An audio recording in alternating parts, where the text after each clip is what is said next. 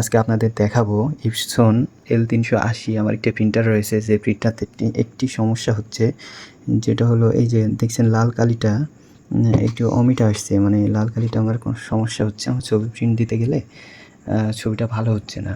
তো আমি দেখাবো এই সমস্যাটা হলেই নিমিষেই কীভাবে আপনি ঠিক করবেন। দু এক মিনিটের মধ্যেই আপনার প্রিন্টারটি একদম ঠিক হয়ে যাবে। আমার এই টেকনিকটি আপনিও ফলো করুন।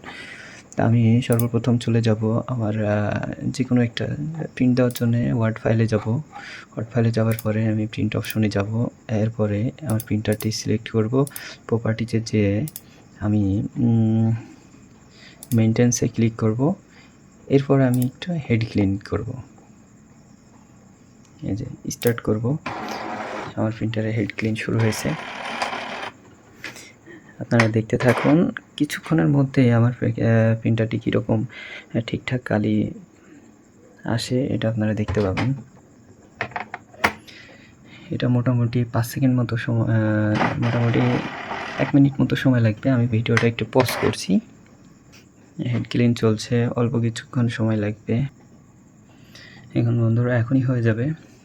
এরপরে আপনাকে দেখাবো যে আসলে এইটার টেকনিকটা কাজে হয় কিনা। এই যে দেখছেন আমার হেড ক্লিন হলো। এখন আমি একটা নজেল চেক দেব। প্রিন্ট,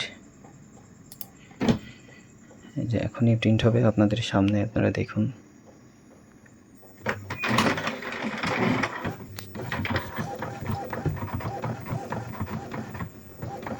যে আমার আগের প্যাকটা এই যে প্রিন্ট হয়ে চলে আসলো।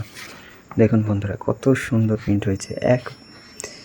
একবার হেড ক্লিন দিলেই আপনাদের প্রিন্টারের যেরকমই সমস্যা থাক সেটা আপনি ঠিক করতে পারবেন।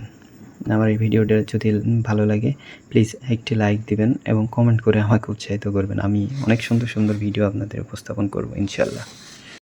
যদি হেড ক্লিন দেওয়ার পরেও দেখেন কাজ না হয় তাহলে আমাকে কমেন্টে জানান, আমি ইনশাল্লাহ ব্যবস্থা করব।